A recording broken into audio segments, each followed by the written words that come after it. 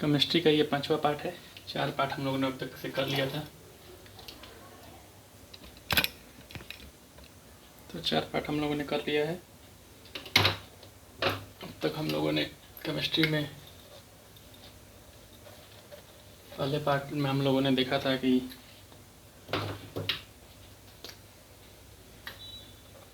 तत्वों के बारे में हम लोग पढ़ा था। तत्व क्या होते हैं, उनके क्या गुण है, क्या उनके प्रॉपर्टीज हैं, सब हम लोगों ने पहले पार्ट में देखा। और फिर उसके बाद हम लोगों ने तत्वों के बाद हम लोगों ने परमाणु संरचना देखा। दोनों टॉपिक को बहुत डिटेल में देखा है, जो कि कंप्लीट है एक प्रकार से। उससे ज़्यादा क्वेश्चन नहीं आएंगे। अगर आप 9th-10th का भी एग्ज़ाम देते हैं तो भी उसमें इससे ज़्यादा क्वेश्चन नहीं आएगा। तो एक नया टॉपिक शुरू करते हैं। ये उन दोनों टॉपिक से अलग है, हालांकि जुड़ा हुआ है, पूरा तो अलग नहीं है। इसको भी समझने के लिए आपको पहले का बेसिक नॉलेज ज़रूरी है, लेकिन फिर भी ये एक अलग टॉपिक है। इसका नाम है रासायनिक बंधन। रासायनिक बंधन, केमिकल बॉन्डिंग। तो देखिए इसमें क्या होता है। इसमें हम लोग पढ़ते हैं कि दो जो परमाणु हैं, जो 2 एटम है, वो कैसे एक दूसरे से जुड़ते हैं। तो इसके बारे में हम लोग समझेंगे।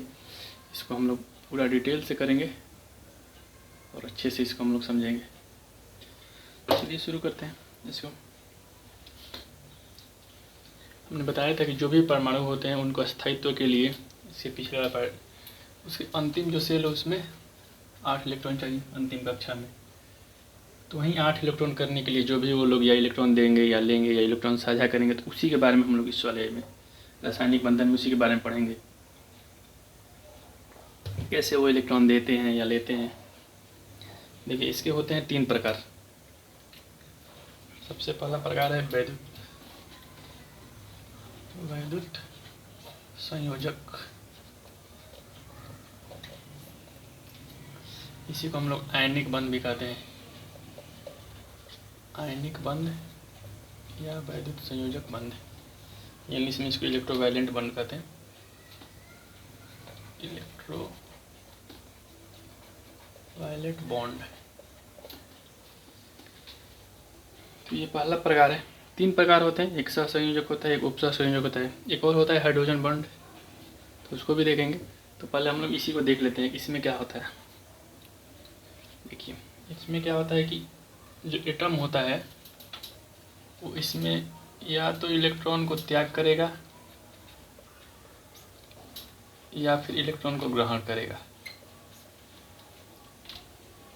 तो इस प्रकार अगर कोई बनता है, इलेक्ट्रॉन को त्याग करके, मैंने बताया था कि इलेक्ट्रॉन को त्याग करके उसको 8 इलेक्ट्रॉन अपने अंतिम कक्षा में लाना है, या ग्रहण करके उसको 8 इलेक्ट्रॉन लाना है 8 इलेक्ट्रॉन लास्ट कक्षा में। तो इसमें यही होता है, ताकि वो अपना अक्रिय गैस, जो नज़दीक वाला अक्रिय गैस है, वो बन जाए। तो देखिए इसमें बस वो इलेक्ट्रॉन को त्याग करेगा। और जो सहसंयोजक होगा उसमें होता है कि वो इलेक्ट्रॉन का साझा करते हैं, वो इलेक्ट्रॉन का यूज करते हैं, वो भी यूज करते हैं। वो अगले, अब इसके बाद उसी को देखते हैं। देखिए क्या होता है, मैंने बताया था कि अगर वो इलेक्ट्रॉन का त्याग करेगा तो उस पर पॉजिटिव चार्ज आएगा, उसको बोलेंगे धनायन। और अगर इलेक्ट्रॉन का ग्रहण करेगा तो उसको निगेटिव चार्ज आएगा, उसको बोलते हैं ऋणायन। ऐसे कुछ एग्जाम्पल देख लेते हैं। उन्होंने ये भी बताया कि इलेक्ट्रॉन को कौन त्याग करता है। इलेक्ट्रॉन को वो त्याग करता है जिसका अंतिम कक्षा में 1, 2, 3 या 4 इलेक्ट्रॉन हो। मैंने बताया था कि ये धातु होते हैं, मैक्सिमम धातु ही होते हैं जिनके अंतिम कक्षा में 1, 2, 3, 4 इलेक्ट्रॉन होते हैं, तो वहीं त्याग करते हैं। और जो इलेक्ट्रॉन ग्रहण करेंगे उनके कक्षा में 5, 6 या 7 इलेक्ट्रॉन होने चाहिए, तो वो इलेक्ट्रॉन ग्रहण करते हैं। तो ये मैक्सिमम अधातु ही होते हैं। अधातु में ही गैस वगैरह आता है। एग्जाम्पल देख लेते हैं। वहीं NaCl वाला एग्जाम्पल हम जो आपको बताए थे। देखिए ये Na हो गया, मतलब सोडियम। इसका परमाणु क्रमांक होता है 11। परमाणु क्रमांक का मतलब होता है प्रोटॉन की संख्या। जो इसको अगर हम लोग इसका इलेक्ट्रॉनिक विन्यास करें 2, 8, 1, तो इसके अंतिम कक्षा में कितना इलेक्ट्रॉन है, 1 इलेक्ट्रॉन है। अगर 1 इलेक्ट्रॉन है तो ये त्याग करेगा, और त्याग अगर करता है तो इस पर आ जाएगा धनायन। तो इसको हम लोग इस प्रकार लिखेंगे Na+। और अगर Na+ लिखा जाएगा तो इसको हम लोग क्या बोलते हैं, आयन। तो हम लोगों ने इससे पहले ही देखा था, आयन उसको बोलते हैं जिस पे कोई चार्ज होता है और जो अस्थिर होता है। और बात हो गई क्लोरीन की। तो क्लोरीन का होता है 17, परमाणु संख्या 287, यानी कि अंतिम कक्षा में इसके इलेक्ट्रॉन है 7। तो ये क्या करेगा, ग्रहण करेगा, और ग्रहण करके ये ऋण आयन बनाएगा। देखिए इसका एक ही साथ एक एग्जांपल ले लेते हैं दोनों को एक साथ में। जैसे नमक जो हम लोग खाते हैं उसका होता है NaCl, उसका केमिकल जो फार्मूला होता है वो NaCl होता है, जो साधारण नमक जो घर पे बनता है वो वाला नमक का। तो ये जो दोनों बंधन इसी प्रकार से बनाते हैं। ये जो सोडियम होता है, सोडियम क्लोराइड बोलते हैं उसको, जो नमक होता है। तो सोडियम जो होता है वो अपना एक इलेक्ट्रॉन इसको दे देता है, और क्लोरीन इसका एक इलेक्ट्रॉन ले लेता है। तो इसमें इस प्रकार से बंधन बनता है। अगर पूछे कि रासायनिक बंधन के एग्जाम्पल, तो NaCl हो जाएगा। Na जो सोडियम है वो अपना दे देगा इसको इलेक्ट्रॉन, ये जो एक इलेक्ट्रॉन एक्स्ट्रा है वो इसको दे देगा, तो इसका हो जाएगा 8 इलेक्ट्रॉन, इसके भी लास्ट में हो जाएगा 8 इलेक्ट्रॉन, दोनों मिलकर स्टेबल हो जाएंगे, तो जाके एक बंधन बनता है। देखिए इसकी विशेषता क्या है, विशेषता से भी सवाल आते हैं, रासायनिक बंधन की विशेषता क्या क्या है।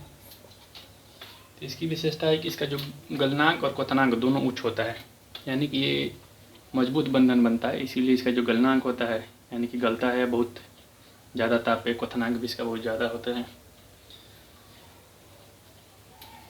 और इसका है कि अगर ठोस में रहेगा तो कुचालक रहेगा, और जलीय विलयन में सुचालक होगा। देखिए इसका एग्जाम्पल बहुत अच्छा एग्जाम्पल, जैसे NaCl जो नमक है, अगर नमक को आप, अगर ठोस है नमक, अगर उसको आप विद्युत मतलब उससे पास कराइएगा तो इसमें ये कुचालक होगा, विद्युत पास नहीं होगा। लेकिन अगर जल में अगर नमक मिलाइएगा तो जो नमकीन पानी होता है वो बहुत ज़्यादा होता है, विद्युत के लिए सुचालक होता है।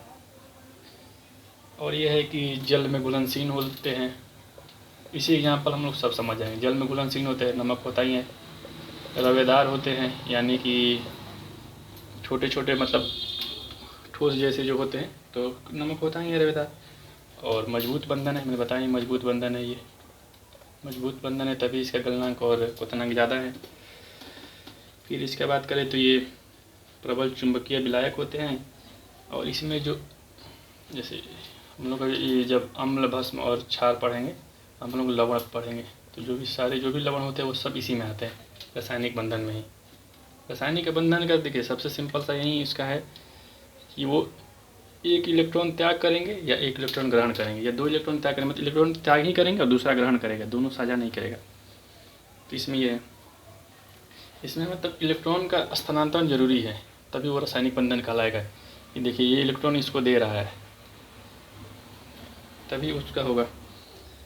और जो दोनों जो परमाणु होंगे इनकी प्रकृति उल्टा होना चाहिए, अगर उल्टा होगा तभी तो इलेक्ट्रॉन, देखिए इसका जिसके लास्ट में 5 6 7 इलेक्ट्रॉन वही ग्रहण करेगा, यानी कि इसका जो प्रकृति उल्टा है, यह धातु होगा और ये धातु होगा, तो दोनों उल्टा जो होगा प्रकृति का, तभी इनके बीच रासायनिक बंधन बनेगा। तो ये हो गया, धातु के साथ ऑक्साइड बनाते हैं और हाइड्रोक्साइड, तो ये हो गया रासायनिक बंधन। अब देख लेते हैं सहसंयोजक बंधन।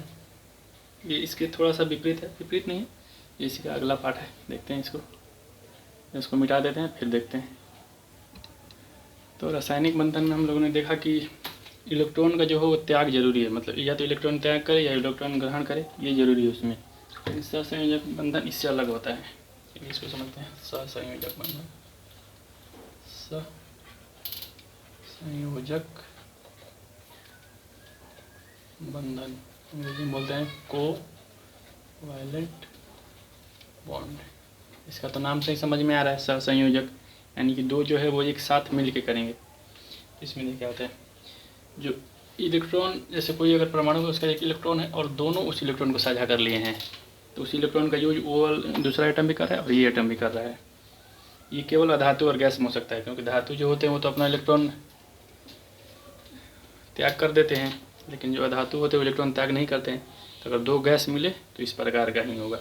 देखिए इसका बनाते हैं, हालांकि इसका एक अपवाद भी है, यूरिया और चीनी। यूरिया और चीनी ये दोनों गैस तो है नहीं, फिर भी इनमें यही वाला बॉन्ड होता है। इसके एग्जांपल देखने से पहले थोड़ा इसको और देख लेते हैं। इसमें इसका 3 प्रकार होता है सहसंयोजक का। इसके साथ जब तीनों प्रकार देखेंगे और साथ साथ में एग्जांपल करते चलेंगे। देखिए एक होता है एकल सहसंयोजक, एग्जांपल करेंगे तो आपको समझ में आएगा। एकल सहसंयोजक, दूसरा है द्विसहसंयोजक और तीसरा है त्रिसहसंयोजक। तीनों का मतलब यही है कि वो ये होगा, वो एक इलेक्ट्रॉन की साझेदारी करेगा, ये 2 इलेक्ट्रॉन की और ये 3 इलेक्ट्रॉन की। चलिए इसका एग्जांपल करते हैं। जैसे इसमें देखिए H2 एटम, जो हमने बताया था कि जो भी होता है एटम वो अकेले रहते हैं तो उनको केवल एटम कहते हैं, लेकिन जब वो 2 के साथ जब स्थिर हो जाएंगे तभी उसको मॉलिक्यूल कहा जाता है। तो हाइड्रोजन अकेले नहीं मिलेगा, वो H2 के ही फॉर्म में हमेशा रहेगा। तो H2 में देखिए क्या होता है, इस H का हमने बताया था कि परमाणु जो क्रमांक होता है वो होता है 1 और 2H, दोनों का परमाणु क्रमांक 1, यानी कि इनका जो इलेक्ट्रॉन है इनमें एक एक इलेक्ट्रॉन है, एक इसका इलेक्ट्रॉन एक इसका इलेक्ट्रॉन, और दोनों मिल के इलेक्ट्रॉन बॉन्ड करके और दोनों फिर एक साथ हो जाते हैं, तो हम लोग H2 लिखते हैं। इस प्रकार ये होता है। अगर द्विसंयोजक देखें तो इसमें हो जाएगा O2 का एग्जाम्पल।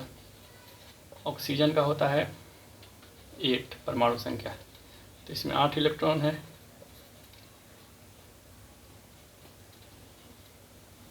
और अगर 2 ले ले तो 2 का 8 इलेक्ट्रॉन। तो देखिए कैसे होता है। इसका अगर हम इलेक्ट्रॉनिक विन्यास करें तो 2 6 होगा। हम बताए थे SPDF में पहले S में 2 होता है, फिर P में 6 होता है, तो ये इस प्रकार होगा। और इसको यहाँ स्थिर होने के लिए इसको 8 इलेक्ट्रॉन चाहिए। अंतिम कक्षा में 2 पे भी अस्थिर हो जाता है, 2 पे जो छोटे इलेक्ट्रॉन है वो अस्थिर हो जाते हैं, बाकी उसके बाद जो भी इलेक्ट्रॉन उनको 8 इलेक्ट्रॉन चाहिए। देखिए अगर 6 है तो इसका भी बनाते हैं, एक ये वो हो गया, एक ये हो गया। इसमें 1 2 3 4 5 6 इलेक्ट्रॉन इसके चारों तरफ, 1 3 4 5 6 इलेक्ट्रॉन इसके चारों तरफ हो गया। तो अगर इसको अस्थिर होना है तो ये 2 इलेक्ट्रॉन इससे ले लेगा, तो इसके हो गए 8 इलेक्ट्रॉन कंप्लीट। और ये क्या करेगा कि इससे 2 इलेक्ट्रॉन ले लेगा, इसके भी 8 इलेक्ट्रॉन कंप्लीट हो गए। दोनों ने अपना इलेक्ट्रॉन साझा कर लिया और ये O2 बन गया। और ये O2 ही हमेशा साथ रहेगा, कभी वो आपको साथ में नहीं मिलेगा।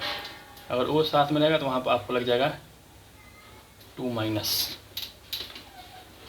तो इस प्रकार ये इलेक्ट्रॉन हो जाएगा। और त्रिबॉन्ड की कहें तो इसमें नाइट्रोजन हो जाता है, इसका होगा विन्यास 2-5, इसका 7 होता है। 2-5 होगा तो इसको भी 3 इलेक्ट्रॉन चाहिए, इसको भी 3 इलेक्ट्रॉन चाहिए, इसमें आप आपस में साझा कर लेते हैं। तो यही है सहसंयोजक बंधन, आपस में इलेक्ट्रॉन साझा करेंगे। जबकि उसमें क्या था रासायनिक बंधन में Na+Cl, ये सोडियम था उसने अपना एक इलेक्ट्रॉन इसको दे दिया था और इसने इसका एक इलेक्ट्रॉन ले लिया था, लेकिन इसमें क्या है ये दोनों आपस में इलेक्ट्रॉन को साझा कर रहे हैं। तो ये है इसके बारे में। इसके हम लोग थोड़ा सा विशेषता देख लेते हैं। मैंने बताया था कि वो रासायनिक बंधन वाले कम मजबूत होते हैं, लेकिन ये कमज़ोर होता है। अगर कमज़ोर है तो इसका गलनांक और क्वथनांक कम होगा, गलनांक और क्वथनांक कम होगा, यानी कि इसको आसानी से तोड़ सकते हैं। और बात करें तो ये अधातु ही होंगे, धातु का नहीं हो सकता है, ये हमेशा अधातु का ही। ऑक्सीजन गैस है, हाइड्रोजन गैस है, नाइट्रोजन गैस है, ये हमेशा अधातु का ही बॉन्ड बनता है। और ये जल में विलय नहीं होते हैं, और लेकिन कार्बनिक घोल में घुलनशील होते हैं, जल में ये सब घुलनशील नहीं होते हैं। चीनी को छोड़ के, चीनी भी सहसंयोजक बंध नहीं है, चीनी एक अपवाद है। इसमें अगर पूछे कि ये सहसंयोजक बंध का अपवाद कौन है तो चीनी है। ये जल में घुलनशील भी होता है और ये अधातु भी नहीं है, मतलब ठोस है, ये गैस नहीं है। और विद्युत के ये कुचालक होते हैं, वो वाले भी विद्युत के कुचालक थे ठोस अवस्था में, लेकिन जल में तो सुचालक थे, लेकिन ये जल में तो घुलनशील ही नहीं है। ऑक्सीजन कभी भी जल में घुलता नहीं है, जल में ऑक्सीजन होता है लेकिन उसमें घुला नहीं रहता है, वो अलग से रहता है। यही होगा। इसके बाद इनकी आकृति होती है, तो कुछ आकृति लिख लेते हैं, सवाल आते हैं। जैसे CO2 जो होती है उसका आकृति होती है रेखीय आकृति, मतलब जो भी ये बॉन्ड बनेगा उसमें एक प्रकार की आकृति बनेगी, उस आकृति के हिसाब से इसको रखा गया है। जैसे H2O जल हो गया, इसका कोणीय आकृति होती है।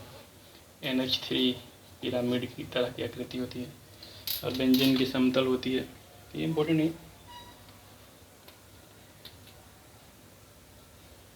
एक इसका और एग्जांपल है NaOH, ये क्षार है सोडियम, और ये OH। ये जो होता है इसमें दोनों बॉन्ड होता है, इसमें आयनिक बॉन्ड भी होता है और ये सहसंयोजक, दोनों प्रकार के इसमें बॉन्ड लगते हैं। एक हम लोग इसमें देख लेते हैं, जैसे ये इलेक्ट्रॉन दोनों हैं अगर आपस में जुड़े हुए हैं तो ये जुड़े हुए हैं अंतर आणविक बल से। तो ये सवाल आ जाता है किस बल से इलेक्ट्रॉन जुड़े रहे, ये एटम जुड़े रहते हैं। और एक सवाल आता है कि वांडर बॉल किसे कहते हैं। इसका होता है कि जो दो अध्रुवीय अणु होते हैं, जैसे ये सब हो गए, ये आपस में जुड़े रहते हैं, तो इम्पोर्टेंट नहीं है। तो ये हो गया। और अब तीसरा बॉन्ड देख लेते हैं। तीसरा बॉन्ड हो जाता है उपसहसंयोजक। तो इसमें इसी का ही वो अगला पार्ट ही है। मतलब इसमें क्या है कि ये जो दोनों हैं, दोनों एटम है, दोनों ने अपना अपना एक एक इलेक्ट्रॉन, मतलब एक एक इलेक्ट्रॉन साझा किया। यहाँ दोनों ने दो दो इलेक्ट्रॉन साझा किया। लेकिन उसमें क्या होता है उपसहसंयोजक में कि एक जो इलेक्ट्रॉन होगा वो अपना, एक एटम तो अपना इलेक्ट्रॉन साझा करेगा, लेकिन दूसरा वाला अपना साझा नहीं करेगा, दूसरा वाला इसका लेगा और इसके पास भी वो रहेगा। मतलब एक ही इलेक्ट्रॉन। इसमें क्या था कि जो सोडियम था उसने तो अपना इलेक्ट्रॉन दे दिया था इसको, इसके पास वो इलेक्ट्रॉन खत्म हो गया था। लेकिन इसमें क्या होगा कि इसके पास इलेक्ट्रॉन रहेगा लेकिन इसके साथ साझा करेगा, लेकिन दोनों साझा नहीं करेंगे। चलिए देखिए अभी बनाते हैं, समझ में आएगा एग्जाम्पल के साथ। इसको मिटा लेते हैं। चलिए उपसहसंयोजक बॉन्ड को समझ लेते हैं। उपसहसंयोजक ये उससे थोड़ा सा अलग है। इसको बोलते हैं कोऑर्डिनेट बॉन्ड। तो इसमें क्या होता है कि इलेक्ट्रॉन साझा होगा लेकिन केवल एक ही जो है वो अपना इलेक्ट्रॉन देगा। मतलब देगा कि उसके साथ साझा करेगा, बाकी दूसरा वाला इलेक्ट्रॉन साझा नहीं करेगा। इसका एक एग्जांपल लिख लेते हैं। और जिस तरफ वो होता है, जैसे देखिए इसका एक सिंपल सा यहाँ पर हम लोग बनाते हैं NH3 यानी अमोनिया प्लस HCl, और इसको हम लोग साथ में लिखते हैं NH4Cl।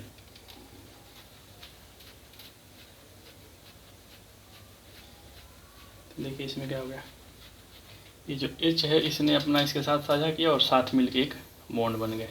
हालांकि इस वाले एग्जाम्पल में ये बहुत कम आता है उपसहसंयोजक, दोनों मेन वही दोनों है। इस वाले में आपको तीन तीन एग्जाम्पल मिलेंगे। जैसे ये NH3 है तो ये बन गया NH4, और ये Cl माइनस, क्योंकि Cl ने अपना दे दिया इसको, तो यहाँ पर अगर दे दिया है तो यहाँ पर आयनिक बॉन्ड भी यहाँ पे हो गए, और यहाँ पे दोनों ने साझा किया है तो सहसंयोजक बन गए। मतलब ये ऐसा एग्जाम्पल है जिसमें तीनों बॉन्ड हैं।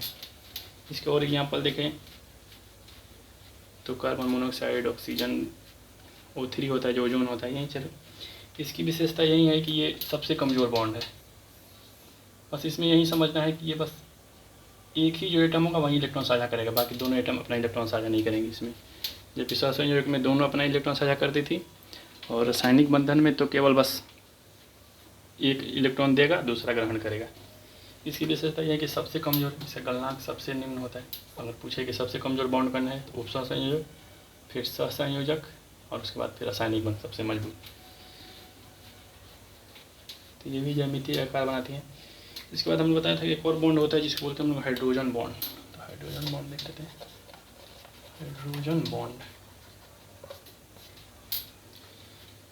इसको हम लोग जब बनाते हैं हाइड्रोजन बॉन्ड, इसको डॉटेड लाइन से ऐसे दिखाया जाता है। इसमें हाइड्रोजन बॉन्ड में हाइड्रोजन नाम ही है, तो एक हाइड्रोजन इसमें जरूर रहना चाहिए, और उसके साथ कोई एक ऋणात्मक अणु होना चाहिए। ऋणात्मक अणु का मतलब है कि जो ऋणायन बनाए, नेगेटिव बनाए। तो नेगेटिव कौन सा बनाएगा, अधातु बनाएंगे नेगेटिव, जिनके 5, 6, 7 हो गए। तो इसमें ये ज़रूरी है। जैसे इसका बंधन हो गया H2O, NH3, ये सब इसके बंधन हो गए, और ये सब आपस में मतलब बांट लेते हैं। जैसे मैंने बताया था कि ऑक्सीजन को दो इलेक्ट्रॉन चाहिए 8 इलेक्ट्रॉन के लिए, और ये नाइट्रोजन को चाहिए 3 इलेक्ट्रॉन, क्योंकि इसका होता है 2, 5, इसका 2, 6। इस प्रकार ये बनता है। तो इसके लिए NH3 होगा, 3 हाइड्रोजन इसके साथ साझा करेगा। इसके चाहिए 2 इलेक्ट्रॉन, तो 2 हाइड्रोजन इसके साथ साझा करेगा। तो यही है इसमें।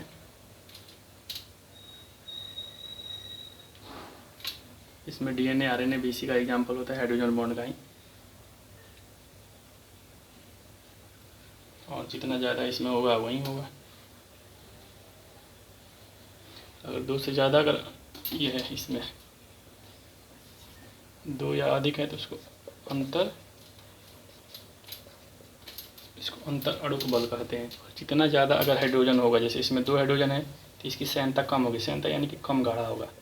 जितना ज़्यादा हाइड्रोजन है उतना ज़्यादा गाढ़ा होगा। ये H3 है तो ज़्यादा गाढ़ा होगा। अगर ऐसे सवाल है कि सबसे ज़्यादा गाढ़ा कौन होगा, तो बस उसमें H का मान देख लीजिएगा, और जितना ज़्यादा H होगा उतना ज़्यादा गाढ़ा होगा। तो यही हो गया। इसमें एक और होता है HF, हाइड्रोफ्लोरिन। इसी से हम लोग शीशा पर लिखते हैं क्योंकि शीशा को पिघला सकता है। यही है इसका, ये अच्छा मतलब ये मजबूत बंद होता है, तो इसका क्वथनांक और गलनांक उच्च होता है, अच्छा होता है। तो ये हो गया। और वंडरवाल हमने बताया था कि दो अध्रुवीय अणु के बीच जो बल लगता है उसको बोलते हैं वंडरवाल बल। तो ये रासायनिक बंध में हम लोग को इतना ही पढ़ना है, और इसके बाद हम लोग थोड़ा सा और इसको आगे बढ़ाते हैं और थोड़ा और इसको समझते हैं। एक और चीज़ समझ लेते हैं, ये इलेक्ट्रॉन का साझेदारी में ही होता है ऑक्सीकरण और अवकरण। तो इसको हम लोग समझ लेते हैं, पहले इसको मिटा लेते हैं और यहीं पर हम लोग रिडॉक्स प्रतिक्रिया भी देख लेंगे। तो चलिए ठीक है, इसको मिटाते हैं। ये हो गया रासायनिक बंधन खत्म। तो चलिए नया टॉपिक ऑक्सीकरण और अवकरण समझते हैं।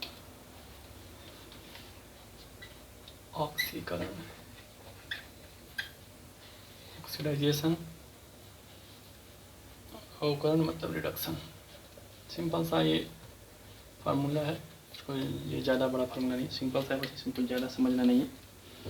तो चलिए इसको लिखते हैं। ऑक्सीकरण मतलब ऑक्सीडाइजेशन, ऑक्सीडेशन इसको बोलते हैं। इसमें क्या होता है कि इलेक्ट्रॉन का त्याग होता है और इसमें इलेक्ट्रॉन का ग्रहण होता है। इलेक्ट्रॉन का त्याग कौन करेगा? धातु यानी कि जिसके अंतिम कक्षा में 1 और 2 और 3 और 4 इलेक्ट्रॉन है। और ये अवकरण किस में होगा? धातु में। तो ये हो गया ऑक्सीकरण और अवकरण। और एक चीज़ होता है इसमें ऑक्सीकारक और अवकारक। तो इसको देख लीजिए, इसमें क्या हुआ। ऑक्सीकारक को बोलते हैं ऑक्सीडाइजिंग एजेंट और अवकारक बोलते हैं रिड्यूसिंग एजेंट। तो ये हो गया ऑक्सीडेशन और ये रिडक्शन। तो बस ऑक्सीकरण का मतलब ये होगा कि जो इलेक्ट्रॉन का त्याग करे और जो इलेक्ट्रॉन का ग्रहण करे। तो ये त्याग कर रहा है और ये ग्रहण कर रहा है। इसमें इसका उल्टा होता है ऑक्सीकरण में, ऑक्सीकारक में। इसमें ये होता है कि इसमें ऐसे प्रोडक्ट आएंगे जो इलेक्ट्रॉन को ग्रहण करते हैं, यानी कि ग्रहण मतलब कि ऐसे प्रोडक्ट जो दूसरे के इलेक्ट्रॉन को अपने तरफ आकर्षित करेंगे। तो दूसरे के इलेक्ट्रॉन को कौन आकर्षित करेगा? जिसके अंतिम कक्षा में 5 या 7 इलेक्ट्रॉन है, यानी कि जो अधातु हो, इसमें आ जाएगी अधातु, यानी कि इलेक्ट्रॉन को आकर्षित करते हैं। और ये है इलेक्ट्रॉन को त्याग करने वाले, तो ये धातु। तो ये दोनों उल्टा हो जाएगा इसका। चलिए इसका एग्जाम्पल हम लोग समझते हैं। इसको जो अवकारक हैं उनको हम लोग अपचायक भी कहते हैं। अपचायक यानी कि रिड्यूसिंग एजेंट। ये इलेक्ट्रॉन त्यागते हैं। अरे जितना इलेक्ट्रॉन मतलब कि जिसको जितना इलेक्ट्रॉन मतलब वो आकर्षण कर सकता है, वो उतना उसका ऑक्सीडेशन नंबर होता है। जैसे हम लोग ऑक्सीजन को ले लेते हैं, तो ऑक्सीजन का कितना है? 2 और 6 है, 8 होता है इसका। तो ये 2 इलेक्ट्रॉन को आकर्षित कर सकता है, तो इसका जो होगा ऑक्सीडेशन नंबर वो हो जाएगा 2। तो ऐसे ही करते हैं। अगर नाइट्रोजन है तो उसका 3 हो जाएगा। तो ये हो गया। चलिए एग्जाम्पल से इसको समझ लेंगे हम लोग सही से। जैसे वहीं NaCl वाला एग्जाम्पल लेते हैं। Na ये प्लस हो गया, प्लस Cl माइनस, और ये बन गया Na और Cl। ठीक, अब देखिए ये जो है इसने क्या किया है कि ये इलेक्ट्रॉन को त्याग किया है, यानी इलेक्ट्रॉन त्याग किया है, तो ये हो गया ऑक्सीकरण हो गया इसका। ठीक, और ये इलेक्ट्रॉन को ग्रहण कर रहा है, तो इसका हो गया अवकरण।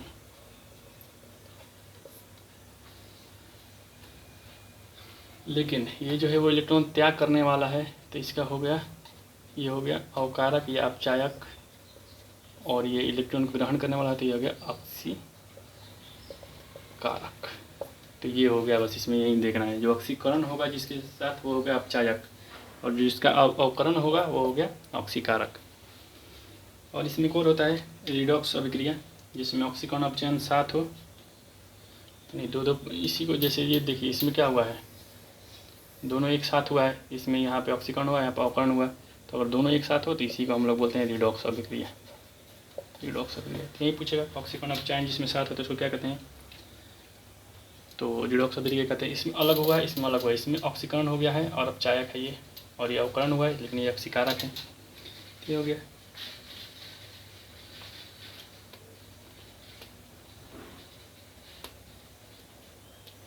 इसमें और आता है, इसको बोलते हैं तुल्यांकी भार।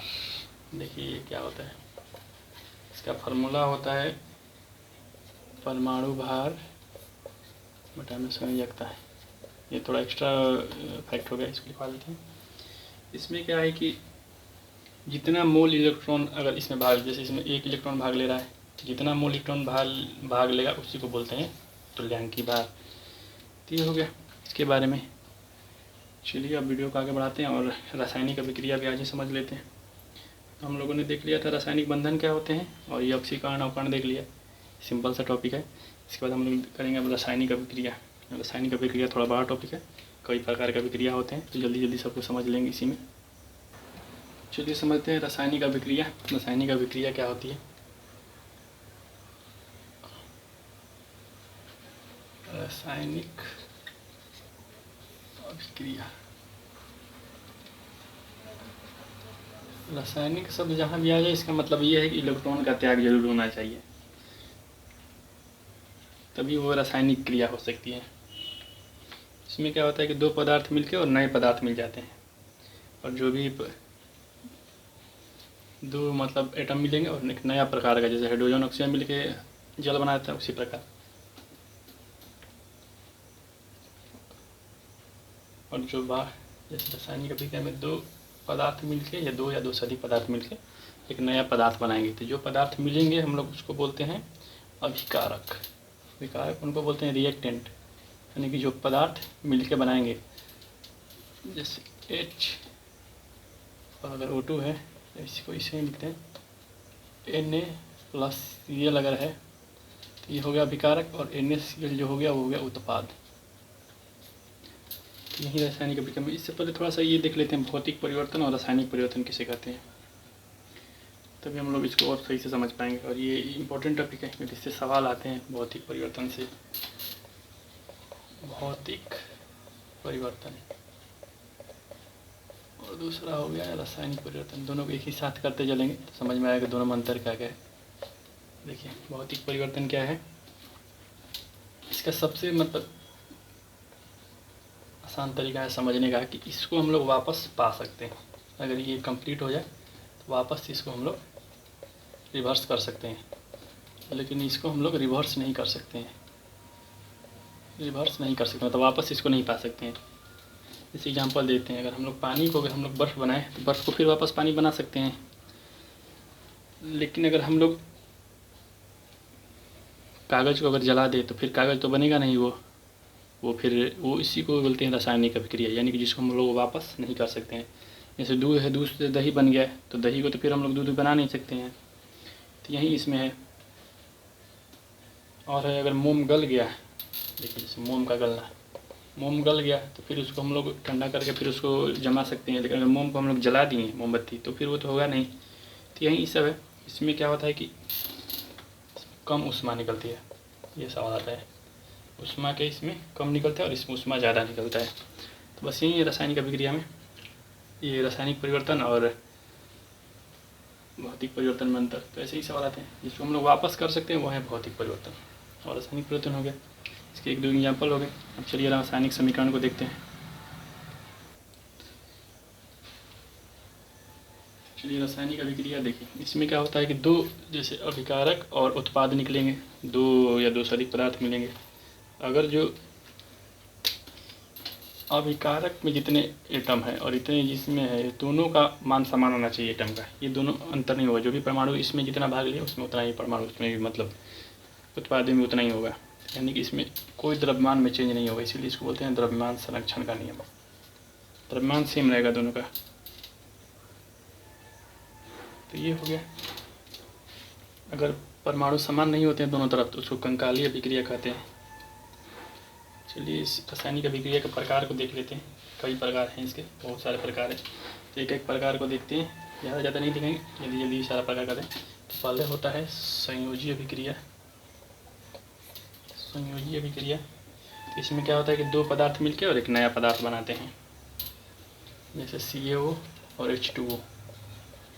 ये हो गया बुझा हुआ चूना और ये जल, दोनों को मिला देंगे तो हम लोग बन जाएगा CaOH2। ठीक है, इसी पे जो हम लोग दीवार पे जो सफ़ेदी करते हैं, जो पुताई करते हैं चूना वगैरह, तो ये इसी यही उसका यही फार्मूला है। और ये बाद में फिर सूख के CaCO3 बन जाता है, और ये संगमरमर और कैल्शियम कार्बोनेट इसे कहते हैं। दूसरा देखते हैं बी, ये संयोजी हो गया, और दूसरा हो गया विसंयोजन या वियोजन कहते हैं। तो इसमें क्या होगा कि एक बड़ा सा विकारक होगा और टूट के वो छोटा सा विकारक बन जाएगा। जैसे यहाँ पर 2H2O है तो ये टूट के बन जाएगा 2H2 + O2। संयोजी का मतलब कि दो मिल के नया बनेगा, और विसंयोजन का मतलब कि एक टूट के दो बन जाएगा। तो ये सिंपल है। और इसके भी कई सारा होता है, जैसे उष्मा देने पे टूटता है। टूटने के लिए इसके साथ मतलब कुछ चाहिए ज़रूर, तभी ये टूटेगा। उष्मा से फिर प्रकाश से भी टूट जाएगा।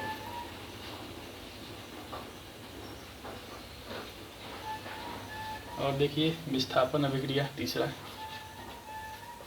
सब एक लाइन में समझ लेंगे। विस्थापन अभिक्रिया मतलब क्या होता है कि इसका जो एक एटम है वो दूसरे से ZnH2SO4 का हम लोग करते हैं, तो ये हो जाएगा ZnSO4 + H2। तो इसमें क्या हो गया, ये जो H2 है वो अलग हो गया और SO4 विस्थापन करके यहाँ आ गया, तो ये हो गया विस्थापन अभिक्रिया। मतलब कि दोनों साइड दो दो होगा, लेकिन एक अपना विस्थापन कर जाएगा।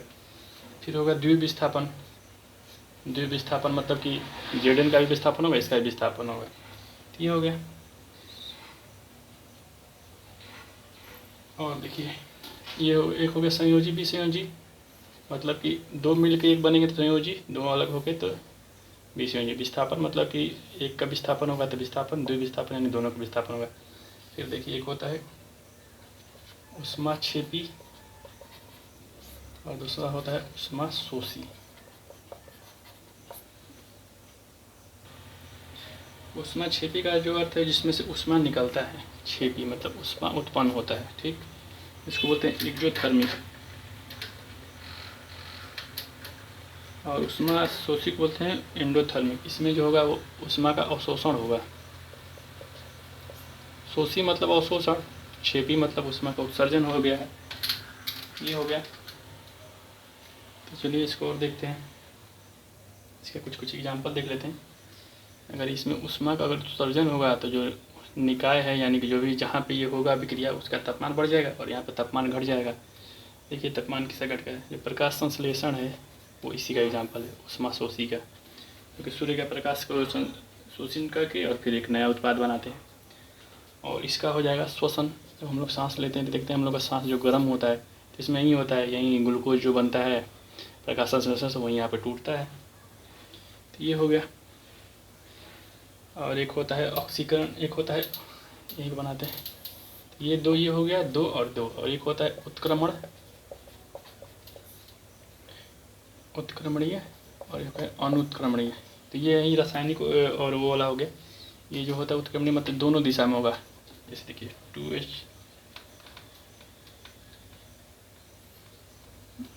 जैसे बर्फ और पानी, ये अभिक्रिया दोनों साइड होगा। पानी को बर्फ बना लीजिए, बर्फ को पानी बना लीजिए। और अनुत्क्रमणीय मतलब है जो कि एक ही दिशा में होगा। जैसे CO2 है, अगर कार्बन और ऑक्सीजन मिल के अगर एक बार CO2 बन गया तो वापस ये फिर कार्बन ऑक्सीजन नहीं बनेगा, नहीं है। और एक होता है उदासीनीकरण अभिक्रिया। तो उदासीनीकरण में होता है अम्ल और क्षार मिल के बनाते हैं, इसको उदासीनीकरण होता है। अम्ल क्षार में देखेंगे क्या होता है, अम्ल क्षार मिल के फिर लवण बनाते हैं, तो इसी को बोलते हैं उदासीनीकरण अभिक्रिया। तो ये हो गया अभिक्रिया के प्रकार। और हम लोग थोड़ा सा अभिक्रिया के दर को देख लेते हैं, जहाँ हम लोग ये देख लेंगे अभिक्रिया का दर कैसे कैसे प्रभावित होता है।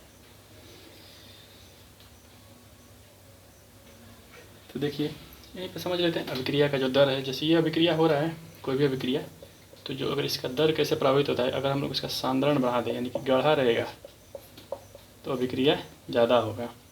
अगर हम लोग ताप बढ़ा दें तो भी अभिक्रिया तेज़ हो जाएगा। और हम लोग अगर क्षेत्रफल बढ़ा दें तो भी यहीं 3 आएगा। ऐसे ही सवाल आते हैं कि अगर हम लोग क्रिया का दर मतलब किस आधार पर बढ़ेगा, तो सांद्रण बढ़ाने पर बढ़ेगा, दर ताप बढ़ाने पर बढ़ेगा, क्षेत्रफल बढ़ाने पर बढ़ेगा। क्षेत्रफल बढ़ाने का यही मतलब कि अभिक्रिया में जो भी है छोटे छोटे टुकड़े में काट कर फिर मिलाएंगे। ये तो आसान अपने सोचने लायक है। जैसे हम लोग अगर पानी को उबालते हैं, उसमें चीनी डाल के दूध में, जब चीनी डाल के दूध में उबालेंगे तो जल्दी उसमें का चीनी घुल जाता है, तो यही चीज़ है इसमें भी। और सांद्रता भी है, गाढ़ा होगा, तो यही है। अब हम लोग देख लेते हैं थोड़ा सा उत्प्रेरक के बारे में। इसको मिटा लेते हैं। उत्प्रेरक का ही वही काम, उत्प्रेरक का मतलब यही होता है जो अभिक्रिया का दर बढ़ा देता है। हम लोग के शरीर में भी उत्प्रेरक होते हैं, जैसे जो एंजाइम होते हैं शरीर में वो भी उत्प्रेरक ही का प्रकार ही है। तो उत्प्रेरक देख लेते हैं, उसके बाद ये चैप्टर कंप्लीट हो जाएगा, फिर हम लोग अगले लेक्चर में नया चैप्टर चालू करेंगे। तो चलिए उत्प्रेरक समझ लेते हैं। इसको हम लोग बोलते हैं कैटलिस्ट। तो ये अभिक्रिया में भाग नहीं लेते हैं, ये बस केवल अभिक्रिया की दर को बढ़ाते हैं या घटाते हैं, बस इनका ये अभिक्रिया मतलब बन के कुछ नया प्रोडक्ट नहीं बनाते हैं। बस इनका अगर घटाएंगे तो इनको ऋणात्मक कर देंगे और बढ़ाएंगे तो पॉजिटिव कर देंगे, या फिर जो मतलब जो बढ़ाता है उसको वर्धक बोल देते हैं, जो घटाता है उसको विष बोल देते हैं। देखिए इसका कुछ एग्जांपल देख लेते हैं। जैसे इससे एग्जांपल आते हैं, जैसे आयरन है, लोहा। तो ये क्या करता है कि हैबर विधि द्वारा अमोनिया बनाने में मतलब उत्प्रेरक का काम करता है, जल्दी से बना देता है। फिर हो गया प्लेटिनम का जो चूर्ण हो गया, प्लेटिनम का जो चूर्ण होता है वो H2SO4 बनाने में, HNO3 बनाने में, ये सब अम्ल है, प्रबल अम्ल है। फिर हो गया एल्यूमिना बनाता है, एल्कोहल, ये सब लिख लीजिएगा, एल्कोहल से ईथर बनाने में एल्यूमिना क्लोराइड। Fe हो गया हैबर विधि से अमोनिया बनाने में, NH3। फिर बात करें निकेल का, ये ज़्यादा सवाल आता है कि निकेल किस चीज़ का उत्प्रेरक है। तो ये जो होता है वनस्पति तेल से घी। इसको हम लोग समझेंगे जब हम लोग बायोलॉजी पढ़ेंगे, वहाँ पर देखेंगे कैसे तेल को घी बनाया जाता है। उसमें सिंगल बॉन्ड होता है, डबल बॉन्ड होता है, उसको तोड़ के वो अनसैचुरेटेड हो जाता है। तो ये सब वहाँ पर देखेंगे। तो जो जाइमेज होता है, जाइमेज हम लोग के शरीर में प्रोटीन मिलता है, ये ग्लूकोज को एथिल अल्कोहल बनाता है, ये ग्लूकोज को एथिल अल्कोहल बना देगा। और लैक्टिक एसिड भी एक उत्प्रेरक ही है, जो दूध को जो दही बना देता है। और लैक्टिक एसिड होती है वहीं दूध से में लैक्टिक एसिड बनाने के लिए। तो ये हो गया इसके बारे में। और एक होता है सक्रियता ऊर्जा, इसको भी देख लीजिए। सक्रियता ऊर्जा, एक्टिवेशन एनर्जी। इसको सक्रियता ऊर्जा उसको बोलते हैं कि एक जो अभिक्रिया है उसको पूरा करने के लिए कितनी एनर्जी लगी होती है। यही है, जितना ज़्यादा होगा सक्रियता ऊर्जा, अगर किसी प्रोडक्ट का ज़्यादा होगा तो उसको ज़्यादा देर लगेगा अभिक्रिया होने में, नहीं है। और इसी ऊर्जा को कम करने के लिए हम लोग उत्प्रेरक का प्रयोग करते हैं, ताकि ये ऊर्जा कम लगे। फिर ये उत्प्रेरक हैं, ये तो हो गए उत्प्रेरक। ये सब रासायनिक में एक होते हैं जैव उत्प्रेरक। जैव उत्प्रेरक जो हमारे शरीर में होता है, बायोलॉजी में हम लोग देखेंगे। जो एंजाइम होता है, एंजाइम हम लोग खाना पचाने में बहुत ज़्यादा मतलब महत्वपूर्ण होता है। ये हो गए। और जितने एंजाइम होते हैं सब प्रोटीन मतलब वहाँ पर हम लोग देखेंगे एमाइलेज, लाइपेज, पेप्सिन, ये सब होते हैं एंजाइम। कई सारे एंजाइम होते हैं, लीवर से भी निकलते हैं, जो पित्ताशय से निकलते हैं, चाहे पेनक्रियास से निकलते हैं। ये सब एंजाइम हम लोग वहीं पे देखेंगे अच्छे से। और अगर दोनों तरफ अभिक्रिया अगर इक्वल हो जाए तो इसको हम लोग बोलते हैं रासायनिक साम्य। तो ये हो गया। एक हम लोग देख लेते हैं यहाँ पे गुल्डबर्ग का नियम है। उनका ये कहना था कि जो रासायनिक अभिक्रिया का जो दर होगा वो उसके सांद्रण के गुणनफल के बराबर होगा। हम लोग देखा था अगर हम लोग सांद्रण बढ़ाएंगे तो रासायनिक अभिक्रिया का दर बढ़ जाएगा। तो यही उन्होंने बताया था, यही वाला उनका बस फॉर्मूला था।